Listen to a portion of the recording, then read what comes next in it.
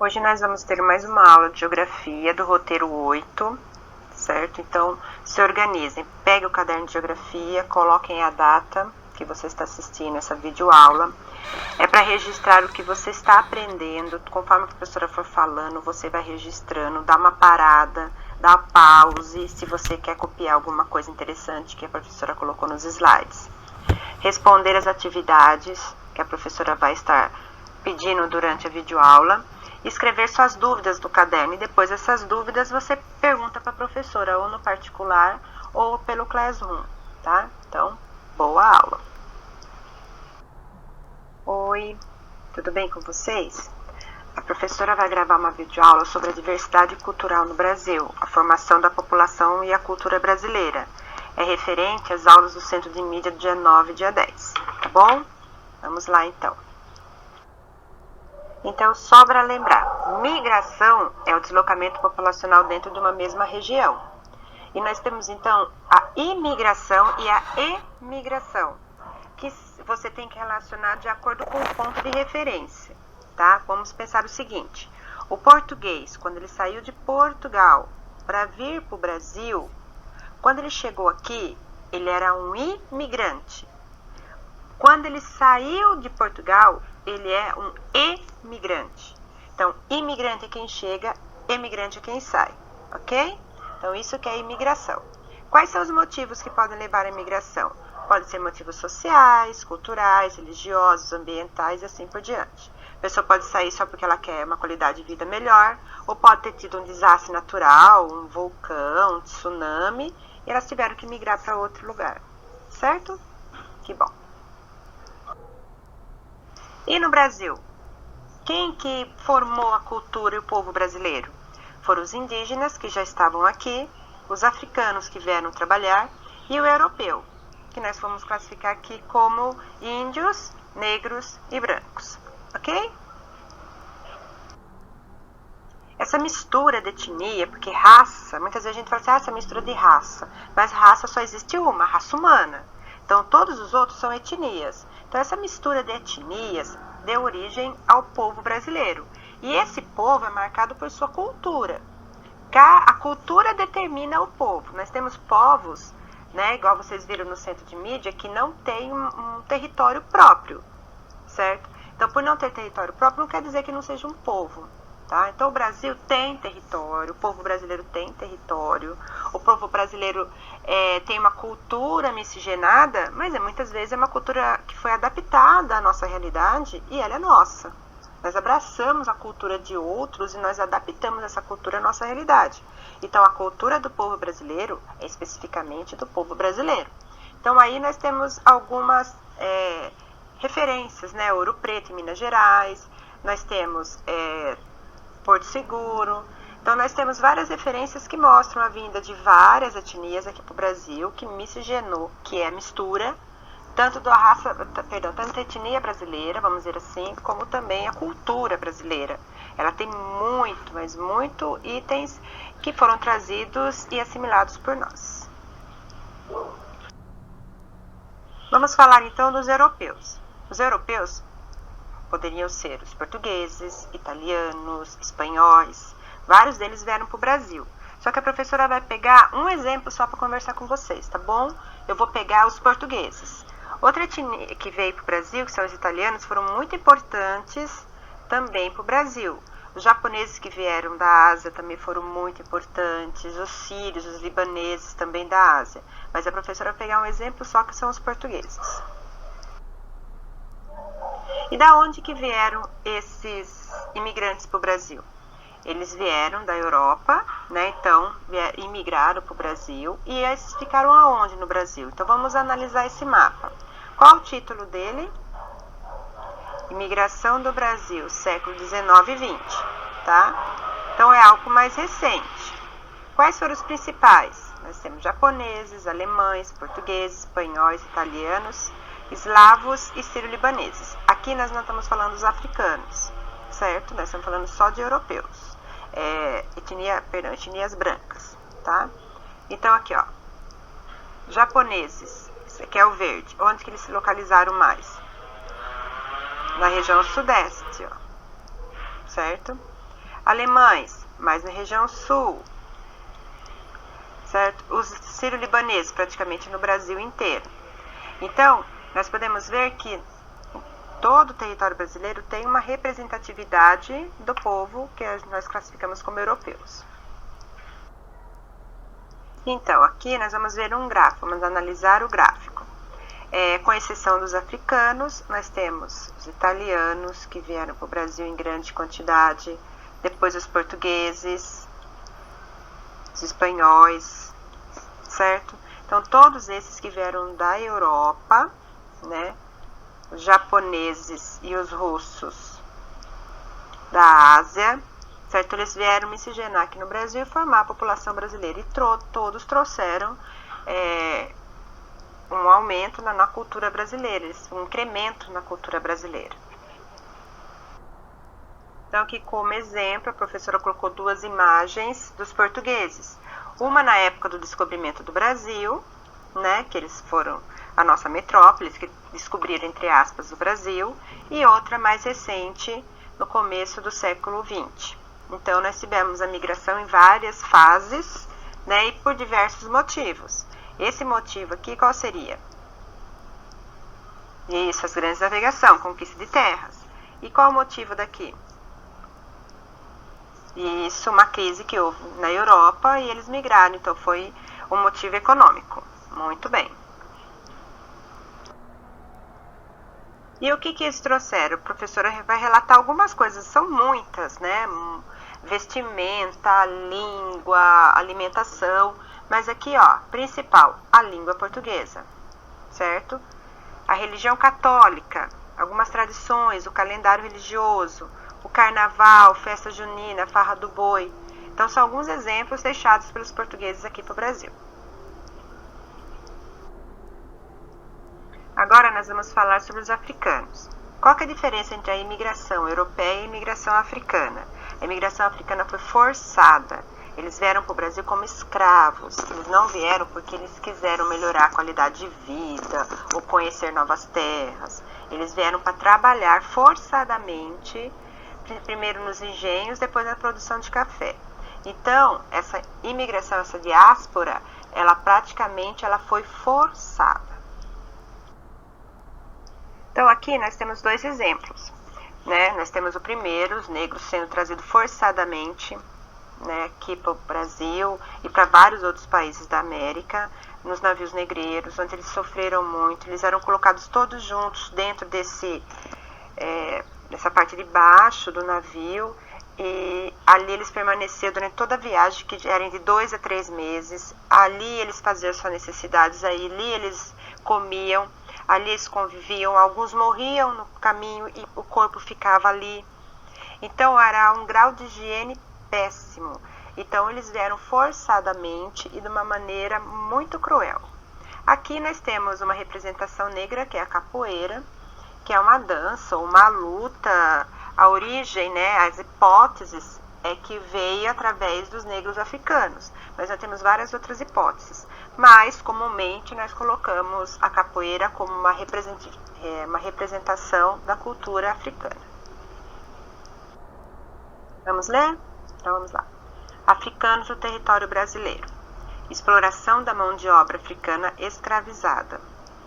Aumento da produção colonial. Eles vieram para trabalhar na lavoura para poder aumentar a produção, para que a metrópole tivesse mais renda, certo? Então eles vieram sem salário, sem nada, eles eram escravos. Durou cerca de 400 anos essa escravidão em toda a América. Vieram várias etnias, e nem sempre essas etnias eram amigas. Às vezes eram rivais, e eles ficavam na senzala todos juntos. Então, eles tiveram que aceitar essas diferenças para poder sobreviver aqui no Brasil. Então, vamos analisar esse mapa. Vamos ver de onde que os africanos vieram, de quais regiões da África eles vieram. Eles vieram de Moçambique, Angola, Congo e Guiné. Essas foram as principais saídas, né, de negros africanos escravizados para o Brasil. E aonde que essas pessoas foram locadas? em Pernambuco, na Bahia e no Rio de Janeiro. Então, primeiramente para trabalhar nos engenhos de açúcar, depois para trabalhar nas plantações de café. Depois houve a abolição da escravatura e os imigrantes italianos assumiram o lugar dos africanos como mão de obra, uma mão de obra aí assalariada, mas bem barata para a época. Quais foram as contribuições africanas? Várias. Língua, religião, a culinária é o que é mais presente, que a gente mais conhece. Vamos ver? Inhame, quiabo, gengibre, variedades de coco e banana, né? Tem muita coisa que eles fazem, que a gente, acarajé, tem muitos pratos típicos da culinária africana que foram adaptados ao paladar aqui do povo brasileiro, tá? Então vamos para a nossa primeira atividade. Registra aí no caderno, atividade número 1. A professora vai dar 10 segundos e você vai escolher 2 palavras dessa nuvem de palavras. Dessas 2 palavras, você vai ter que fazer uma pesquisa sobre a sua origem e a sua utilização. E aí, essa pesquisa, depois você vai tirar foto e vai colocar no Classroom para a professora avaliar. Tá? Então, 10 segundos. Escolham 2 palavras para você pesquisar. Você vai pesquisar a sua origem e a sua utilização pelo povo brasileiro. Tá? Vamos lá? 10 segundos.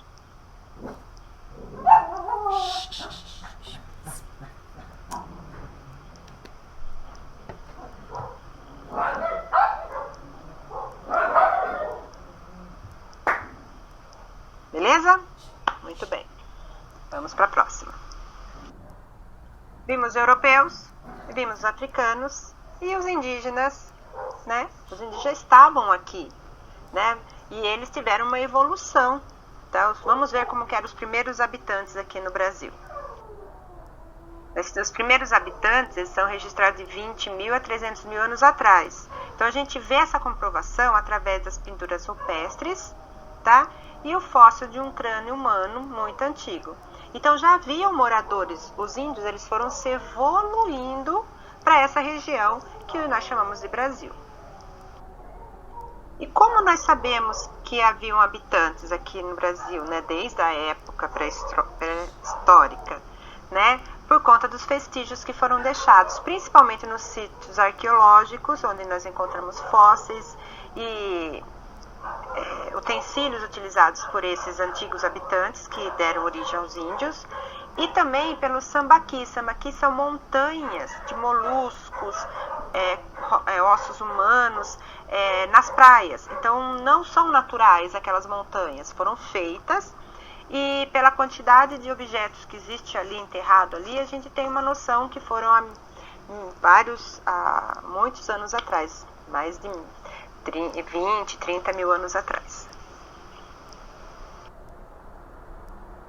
Então, milhares de povos indígenas habitavam o Brasil.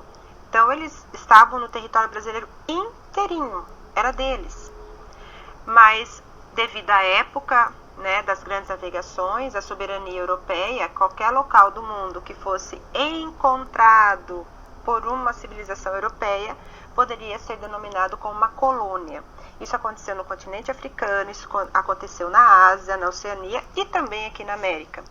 Então, quando descobriram o Brasil, tinha-se os índios, que já eram uma população já evoluída de acordo com o tempo deles. Eles eram diferentes, né, dos portugueses. A cultura é diferente, mas eles estavam adaptados à sua terra, eles cuidavam da sua vida naquele determinado local. E quando os portugueses chegaram, devido à soberania europeia, eles conquistaram. O índio, ele foi considerado uma pessoa chamada gentil, tá? Por quê? Porque ele chegou com o europeu, com o português, ele mostrou onde tinha água, alimentação, tudo tranquilamente. Só que quando o português começou a escravizá-los, aí sim eles começaram a se revoltar e a fugir para a mata. Como eles conseguiam o território, eles fugiam.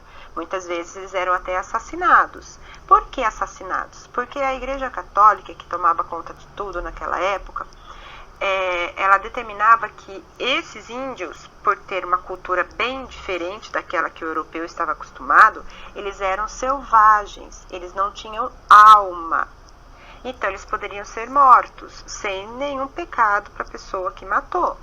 Só que o que acontecia? Eles tinham que catequizar esses índios para que eles se convertessem, né? Saíssem da religião pagã, que era deles, e se convertessem ao catolicismo para poder ter direito a uma alma.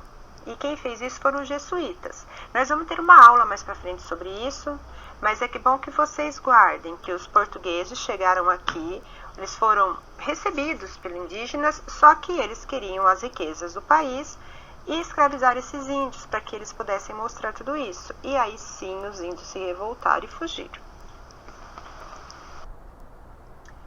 Então, vamos ver uma leitura de um mapa, o mapa do Brasil. Vamos ver o que ele está falando, ó. Os povos indígenas no Brasil na época do descobrimento. Então, nós tínhamos povos indígenas no Brasil inteiro. Esses povos, tá, eram diferentes, com as suas culturas diferentes, certo? Mas vamos ver aqui no estado de São Paulo, certo? Se não houvesse o descobrimento do Brasil pelos portugueses, nós seríamos descendentes desses povos.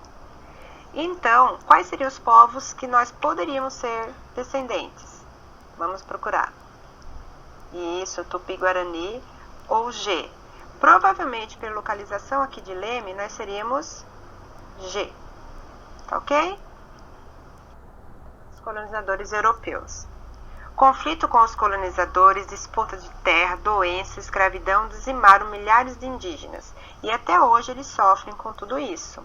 As terras deles são demarcadas pela FUNAI, pela antiga FUNAI, porém, eles não conseguem ter o domínio total dessas terras, porque muitas vezes são invadidas por grileiros, são invadidas por mineradoras, por conta da quantidade de minério ou madeira que existe lá. Então eles vivem numa luta constante para manter o seu território.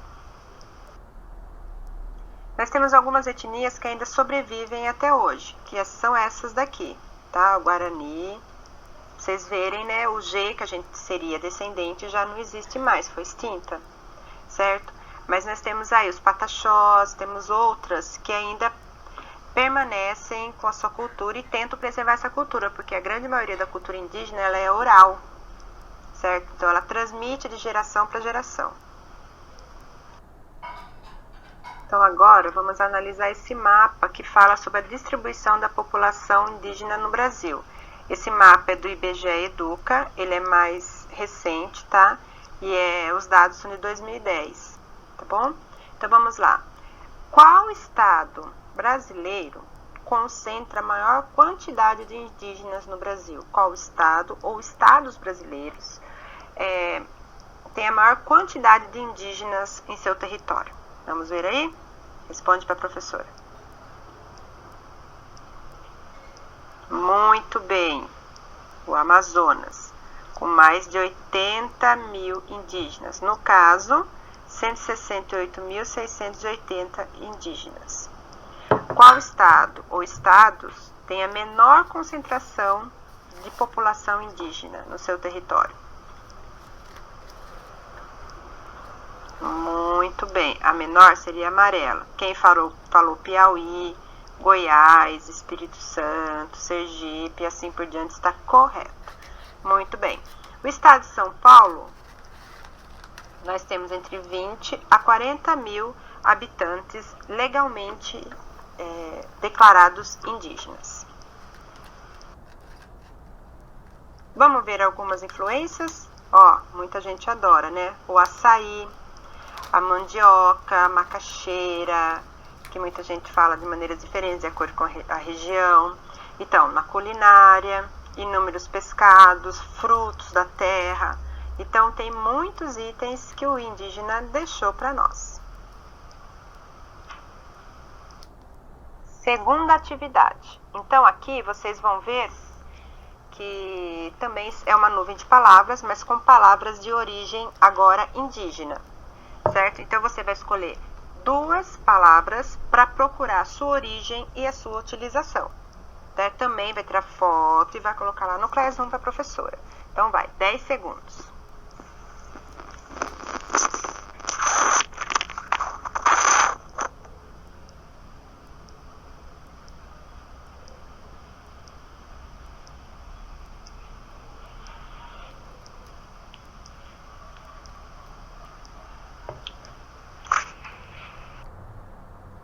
Então, toda essa cultura trazida pelos portugueses, os europeus, os italianos, toda essa cultura trazida pelos africanos, ou mesmo essa cultura que já tinha aqui pelos indígenas, eles são considerados cultura imaterial ou material. Material é a cultura sólida, por exemplo, um vaso indígena ou uma máscara africana, ela é pegável, então ela é um material, ela é uma cultura material. Agora, as histórias, as palavras, tá, os sabores, a comida é material, o sabor que ela traz é imaterial. Então, essa cultura material e imaterial, ela é colocada na Constituição brasileira, no artigo 216, como um patrimônio cultural da população brasileira. E muitas vezes existem alguns patrimônios culturais que são universais. Por exemplo, o Ciro de Nazaré, ele é considerado um patrimônio nacional e também mundial. Então, vamos dar uma lida aí? Leiam.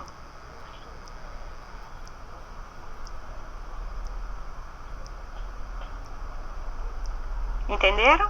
Então, entenderam? Tudo bem? Podemos passar? Agora nós vamos assistir um videozinho falando sobre cultura material e imaterial. Ele é rapidinho, acho que tem 8 minutos só. Só que você tem que clicar, né, sobre a imagem aí para ver se abre o vídeo. Se o vídeo não abrir aqui direto, você vai lá no Classroom que a professora colocou no Classroom também, tá bom? Vamos assistir.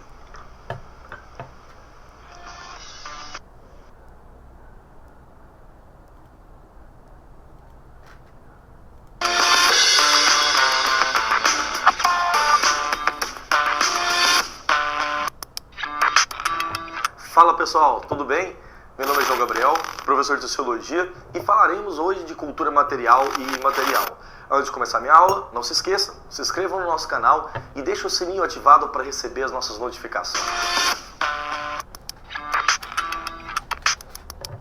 Bom pessoal, hoje o tema cultura material e imaterial. Esse tema é muito importante. Para você que vai fazer prova do Enem, vestibular qualquer, até a FUVEST, esse tema é muito bom. E é bom por quê? Porque quando nós vamos falar de cultura material, nós vamos relacionar aqui na aula com outros assuntos. Por exemplo, patrimônios históricos, reconhecimento desses patrimônios e com certeza vamos falar sobre algumas leis e proteções, órgãos importantes das culturas material e imaterial. Cultura material e imaterial é uma diferenciação que foi feita por dois teóricos da sociologia, da área da antropologia. Primeiro, Anthony Giddens, professor de inglês, professor da London School of Economics, e do outro lado, o professor Sebastião Villanova. Essa diferenciação entre cultura material e imaterial também pode ser vista como cultura material, cultura tangível, ou cultura imaterial, cultura intangível. O que é cultura material? De maneira muito simples, são todas aquelas culturas que são, como o próprio nome diz, tangíveis, físicas, concretas. É aquilo que é entendido como que o ser humano produziu artificialmente, mas ao mesmo tempo é algo concreto, é algo que está vinculado, por exemplo, a alguma coisa protetiva visível. Exemplo, um relógio, um cocar indígena. Vamos pensar, por exemplo, um santo católico, uma estatuazinha. Tudo isso, por exemplo, são culturas materiais. Mas ainda é importante salientar que cultura não se restringe apenas à cultura material. Temos também no Brasil inúmeras, mas exemplos assim maravilhosos de culturas imateriais. Por exemplo, quando falamos a respeito de cultura imaterial, é tudo aquilo que é intangível, é aquilo que está nos valores, é aquilo que está, por exemplo, numa espécie de tradição, como costume. Me entende? Costumes, aquilo que não é necessariamente físico. Até me lembro de um exemplo muito bom que a prova do Enem cobrou em 2014. Naquela conjuntura, né, o Enem de 2014 botou uma questão que falava quando o INFAM, né, o Instituto do Patrimônio Histórico e Artístico Nacional, IPHAN, reconheceu o queijo Minas como patrimônio imaterial. Aí você deve estar se pensando, não, mas o queijo Minas, como assim? Não é o queijo em si que é material, mas é o ato de fazer, é tudo que envolve, isso é cultura imaterial. Então está vinculado a valores, a cultura, uma tradição que não necessariamente é algo físico. Portanto, a diferenciação entre cultura material e cultura imaterial é necessária, mas é necessário também entender que nós podemos falar de culturas, nesse caso, naturais. Vamos imaginar comigo um seguinte exemplo bem básico. Imagine uma cachoeira.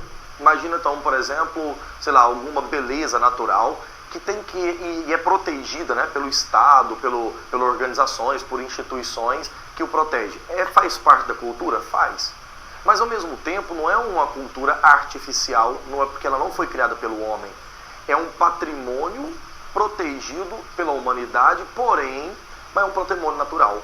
Deu para entender? É nesse ponto agora que nós vamos para o segundo momento da aula. Vamos pensar a respeito de patrimônio histórico. O que pode ser um patrimônio? Patrimônio é todo tipo de cultura que é reconhecido como um dado grau de importância.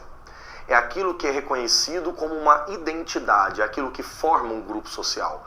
Então, portanto, pensamos a respeito de patrimônios históricos, estamos pensando a respeito daquilo que faz sentido em um grupo social ou de uma sociedade completa. Por exemplo, o cristianismo. O cristianismo é uma religião no Brasil? É dominante? Cerca de 90% da população brasileira é cristã. Faz parte de patrimônio histórico, igrejas antigas, igrejas, por exemplo, do período colonial? Faz parte. Mas é uma cultura material que é patrimônio histórico, é reconhecido e tombado, porque ela ressalta um grau de importância para o grupo social completo. Tá claro? Pensando nisso aqui, para a gente entender aqui o que é patrimônio histórico, nós temos no Brasil inúmeros patrimônios históricos, sejam eles materiais ou imateriais, naturais ou artificiais de modo geral.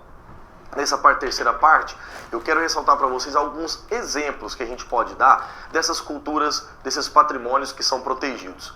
Mas protegidos por quem? Além do IPHAN, que eu acabei de dizer para vocês, a ONU, Organização das Nações Unidas, e um dos seus órgãos internos mais importantes do mundo, chamado Unesco, protege esses patrimônios. Nos países que são signatários da ONU, como é o caso do Brasil, que cria sua Constituição ancorada e amparada, né, na Declaração Universal dos Direitos Humanos, o Brasil recebe apoio desses órgãos internacionais na proteção dos seus patrimônios. Por isso que é interessante e muito importante que o Estado brasileiro, dentro dessa conjuntura internacional, proteja seus patrimônios reconhecidos internacionalmente. Até porque, além de criar uma proteção diplomática com outros países, também mantém a identidade nacional. Até porque, quando falamos de patrimônio, mais uma vez, estamos falando de algo que faz sentido e parte de um grupo histórico. Bom, pessoal, eu trouxe aqui agora alguns exemplos para você pensar a respeito dessa diferenciação bem básica e tranquila, né, entre cultura material e imaterial. Vamos pensar em cidades históricas. Imagina que você agora possa transportar diretamente para essa belíssima cidade, Ouro Preto. Ouro Preto é um exemplo de cultura material. Ouro Preto, por exemplo, é reconhecida tanto pela ONU, né, como patrimônio histórico da humanidade, ou seja, internacional. Isso não cabe apenas ao Brasil protegê-lo, o Brasil tem essa obrigação, mas os órgãos fiscalizadores devem proteger. É uma cidade que tem uma arquitetura colonial, uma cidade maravilhosa, linda, que cidade, né, boa de estar. Nessa cidade, por exemplo, Ouro Preto, você tem toda uma formação arquitetônica que é protegida. Protegida a ponto de nenhuma pessoa tem autorização de fazer modificações nesses lugares tombados como patrimônios sem autorização do IPHAN. Ou seja, é preciso todo um histórico, todo um grande projeto para ser autorizado qualquer princípio de reforma. Segundo exemplo, culturas imateriais. Nós podemos pensar no frevo, uma dança, né, um festival que acontece no Pernambuco. O frevo, por exemplo, que vocês estão vendo imagens aqui, são, na verdade, manifestações brasileiras, né, que vêm de outros países, que mistura, né, religiões, que mistura aspectos de dança e é reconhecido também como patrimônio imaterial. Por que imaterial? Porque nós não estamos falando de uma música em si, não é um CD, mas faz parte de uma dança que historicamente as populações fazem nela. Transportemos agora lá para o norte do país. Vamos para o festival do Bumba Meu Boi. Festival que é reconhecido internacionalmente como um grande carnaval fora de época. Acontece geralmente em março, É um festival que reúne cerca de 500 mil pessoas por ano num tom de festa que mistura o folclore do Brasil. É entendido, inclusive, como o maior festival fora de época, né, épocas de férias e tal, do mundo. E é tão interessante que o Bumba Meu Boi, ele está reconhecido numa cidadezinha, quando eu digo assim, né, na força da expressão, chamada de Parintins. Esses são exemplos fundamentais de cultura material e imaterial. Eu dei exemplos típicos, mas podem ser exemplos aí da sua cidade, né? Pode ser exemplos de lugares bem menores do que a gente citou aqui agora.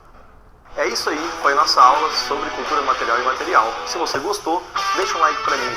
Não se esqueça, nós temos vários links aqui na descrição para você ler e aprofundar sobre esse tema. Não se esqueça também de nos acompanhar nas redes sociais. Vai no nosso Facebook, vai no nosso Instagram, no nosso Twitter. Lá também temos muito conteúdo para você. Um grande abraço e até a nossa próxima vídeo.